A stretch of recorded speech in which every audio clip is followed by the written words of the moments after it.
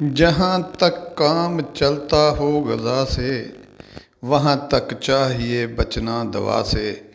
اگر خون کم بنے بلغم زیادہ، تو کھا گاجر چنے شلگم زیادہ۔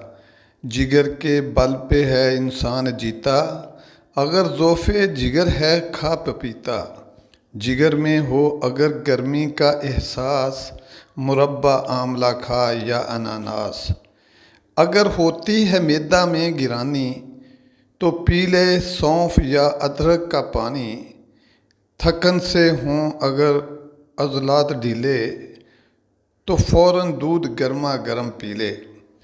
جو دکھتا ہو گلا نزلے کے مارے، تو کر نمکین پانی کے غرارے۔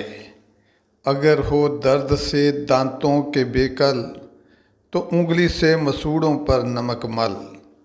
جو طاقت میں کمی ہوتی ہو محسوس، تو مصری کی ڈلی ملتان کی چوس۔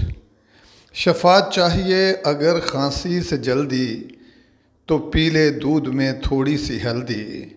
اگر کانوں میں تکلیف ہووے، تو سرسوں کا تیل پھائے سے نچوڑے۔ اگر آنکھوں میں پڑ جاتے ہوں جالے، تو دکھنی مرچ گھی کے ساتھ کھا لے۔